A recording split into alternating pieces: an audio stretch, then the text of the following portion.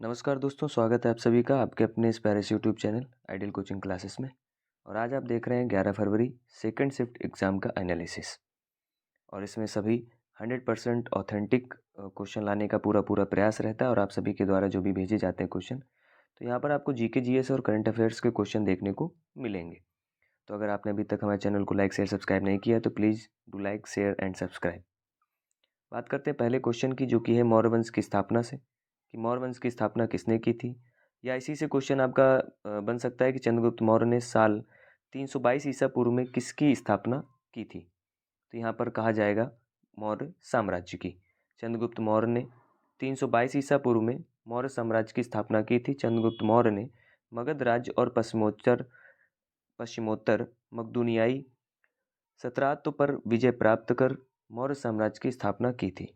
बात करें अगर चाणक्य की, तो जिनको विष्णुगुप्त कौटिल्य के नाम से जाना जाता है, की मदद से चंद्रगुप्त मौर्य ने घनानंद को हराया और मौर्य राजवंश की स्थापना की। चंद्रगुप्त मौर्य ने लगभग 25 वर्षों तक मौर्य साम्राज्य पर शासन भी किया था। मौर्य साम्राज्य के विस्तार की अगर हम बात करें, तो चंद्रगुप्त मौर्य ने मकदूनियाई सत्रापी पर विजय प्राप्त की। उन्होंने सेल्यूसिड मौर्य युद्ध जीता। उनके विशाल साम्राज्य में बिहार, बंगाल, दक्कन, पूर्वी अफगानिस्तान, बलूचिस्तान और सिंधु नदी का पश्चिम क्षेत्र शामिल था। मौर्य साम्राज्य की स्थापना का श्रेय चंद्रगुप्त मौर्य और उनके मंत्री चाणक्य को दिया जाता है। संघ लोक सेवा आयोग के वर्तमान अध्यक्ष कौन है? अगला क्वेश्चन ये देखने को मिला। तो 31 मार्च 2024 तक संघ लोक सेवा के अध्यक्ष कौन है? तो वो श्री मनोज सोनी थे 31 मार्च तक। लेकिन अगर अभी की बात करें तो वो है प्रीति सूदन जी। ठीक है, कौन है? तो प्रीति सूदन।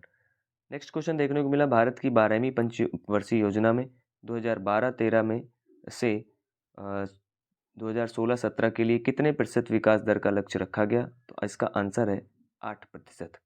इसी में क्वेश्चन बन सकता है कि भाई 11वीं पंचवर्षीय योजना में भारत की जीडीपी की विकास दर कितने प्रतिशत की वृद्धि का लक्ष्य रखा गया था? तो वो थी 9%।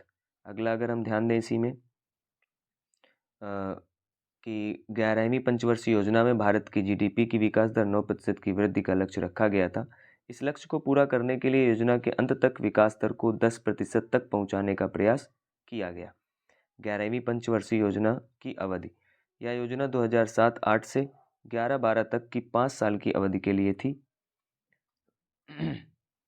इस योजना का मकसद था विकास के इस पहलू में आमूलचूल बदलाव लाना। भारत की 12वीं पंचवर्षीय योजना की अगर बात करें, तो 12वीं पंचवर्षीय योजना 12-13 से 16-17 के लिए 8% विकास दर का लक्ष्य रखा गया था।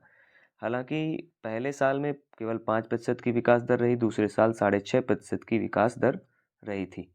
अगला क्वेश्चन 2011 की जनगणना के मुताबिक था, कि 2011 की जनगणना के मुताबिक उत्तर प्रदेश की आबादी भारत की कुल आबादी का कितना प्रतिशत थी? तो वो थी 16% या 16.16%। 2011 की जनगणना के मुताबिक आबादी जो है भारत की आबादी का उत्तर प्रदेश की आबादी कितनी थी? 16.16। और साल 2011 की जनगणना के मुताबिक उत्तर प्रदेश की आबादी 19,98,92,341 थी। बात करें अगर उत्तर प्रदेश में पुरुषों की संख्या, तो 10,44,80,510 थी। महिलाओं की संख्या 9,53,31,831 थी। 2011 के अनुसार, जनगणना के अनुसार उत्तर प्रदेश में साक्षरता दर 70.69% थी। अगला क्वेश्चन यहाँ पर देखने को मिला, साल 2011 की जनगणना के मुताबिक भारत के पूर्वोत्तर में किस राज्य का साक्षरता दर सबसे अधिक है? तो वो है मिजोरम। और कितनी है? तो मिजोरम की साक्षरता दर 91.3% थी। ठीक है, 2011 के मुताबिक। अगर बात करें साल 2011 की जनगणना के मुताबिक पूर्वोत्तर भारत के कुछ और राज्यों की साक्षरता दर, मेघालय की साक्षरता दर हमारी 74.4%, नागालैंड की 79.55% यानी 79.55%, त्रिपुरा की 87.75%। पहली पंचवर्षीय योजना, अगला क्वेश्चन, की तुलना में दूसरी पंचवर्षीय योजना में किस पर जोर दिया गया? तो कृषि की बजाय औद्योगिकरण पर। पहली और दूसरी पंचवर्षीय योजना की अगर तुलना की जाए, तो पहली पंचवर्षीय योजना 1951 से 1956 तक चली। इसमें मुख्य फोकस कृषि और सिंचाई को दिया गया, जिसका उद्देश्य खाद्यान्न उत्पादन बढ़ाना, सिंचाई सुविधाओं का विकास और ग्रामीण अर्थव्यवस्था को मजबूत करना था। इसमें कुछ बड़े प्रोजेक्ट भी लगाए गए, जो कि भाखड़ा नागल बांध, दामोदर घाटी परियोजना आदि। सफलता क्या मिली? खाद्यान्न उत्पादन में वृद्धि हुई, जिससे भारत को खाद्य संकट से उभरने में मदद मिली। बात करें यहीं पर दूसरी पंचवर्षीय योजना की, जो कि 1956 से 1961 तक रही। इसका मुख्य फोकस क्या था? औद्योगिकरण और भारी उद्योगों का विकास। अगर बात करें इसके मॉडल की, तो वो महालनोबिस मॉडल था, जो भारी उद्योगों और पूंजीगत वस्तुओं के उत्पादन को प्राथमिकता देता है। इसका उद्देश्य था भारी उद्योगों को बढ़ावा देना, जैसे इस्पात, सीमेंट और मशीन के निर्माण के उद्योग, सार्वजनिक क्षेत्र का विस्तार करना और इसी के साथ साथ आत्मनिर्भर अर्थव्यवस्था की नींव रखना। इसमें प्रमुख प्रोजेक्ट थे भिलाई, दुर्गापुर, राउरकेला में इस्पात संयंत्रों की स्थापना। अगला क्वेश्चन यहाँ देखने को मिला, आर वैशाली किस खेल से जुड़ी हुई हैं? तो वो है शतरंज से। यह भारत की प्रतिभाशील महिला शतरंज खिलाड़ी हैं और ग्रैंड मास्टर आर प्रज्ञानंदा की बड़ी बहन है। वैशाली ने कई राष्ट्रीय और अंतर्राष्ट्रीय शतरंज प्रतियोगिताओं में भारत का प्रतिनिधित्व किया और कई खिताब जीते। अगला क्वेश्चन देखने को मिला कि निम्न में से कौन सा नृत्य अरुणाचल प्रदेश का नृत्य है? तो अरुणाचल प्रदेश के नृत्य हैं बुआ, चालो, वांचो, पासी कोंगी, कुंगकी, पोंग, पोपीर और बारडो छम। ये हमारे अरुणाचल प्रदेश के नृत्य हैं। अगर हम बात करें कि अरुणाचल प्रदेश में कई पारंपरिक लोक नृत्य प्रचलित हैं, जो वहाँ की जनजातियों की संस्कृति और परंपराओं को दर्शाते हैं। अरुणाचल प्रदेश के प्रमुख नृत्य पोंग नृत्य, यह खास तौर पर तंगसा जनजाति द्वारा किया जाता है। बुइया नृत्य नोकटे जनजाति का पारंपरिक नृत्य है। पासी कोंकी, पासी जनजाति द्वारा किया जाने वाला नृत्य। याक नृत्य मुनपा जनजाति का प्रसिद्ध नृत्य, जो याक के साथ किया जाता है। रेको नृत्य निसी जनजाति द्वारा किया जाता है। अगला क्वेश्चन यहाँ पर देखने को मिला, जुलाई 2024 में नरेंद्र मोदी को कौन सा अवार्ड मिला था? तो वो था हमारा कौन सा award? Order of Saint Andrew the apostle. ठीक है, इसी में क्वेश्चन बन सकता है कि रूस में नरेंद्र मोदी को कौन सा सम्मान मिला? तो उसमें भी हम कहेंगे order of Saint Andrew the apostle. बात करें अगर अगले क्वेश्चन की, भारत के संविधान के अनुच्छेद 49 में क्या प्रावधान है? तो उसमें स्मारकों एवं स्थानों तथा प्राकृतिक महत्व की वस्तुओं को संरक्षण प्रदान करना।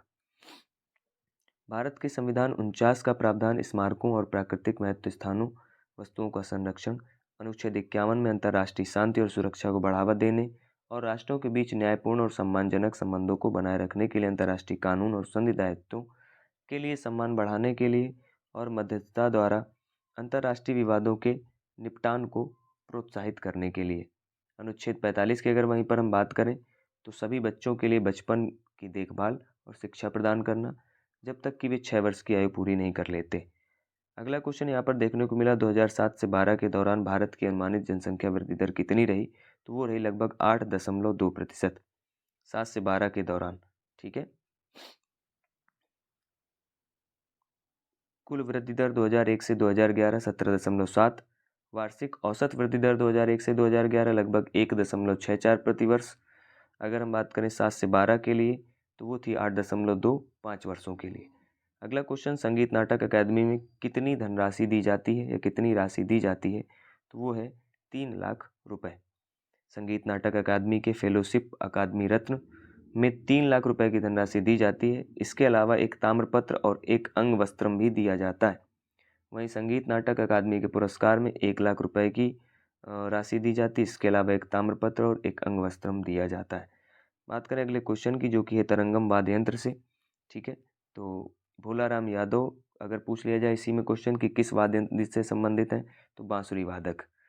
ठीक है, आंसर है जल तरंग और बुलबुल तरंग जैसे वाद्य यंत्र तरंगों पर आधारित हैं। इसके अलावा वायु वाद्य यंत्र भी हैं। तो भोलाराम यादव छत्तीसगढ़ के एक प्रसिद्ध बांसुरी वादक हैं, जिन्होंने अपनी बांसुरी वादन कला से क्षेत्र में विशेष पहचान बनाई है। उनकी प्रतिभा और योगदान के कारण उन्हें छत्तीसगढ़ के सर्वश्रेष्ठ बांसुरी वादकों में गिना जाता है। अगले क्वेश्चन की अगर हम बात करें, तो 2024 में भारत में शूटिंग चैंपियनशिप का कौन सा संस्करण आयोजित किया गया? तो वो था 67वां संस्करण। अगला क्वेश्चन, 2024 में भारत में कई प्रमुख शूटिंग चैंपियनशिप आयोजित की गई।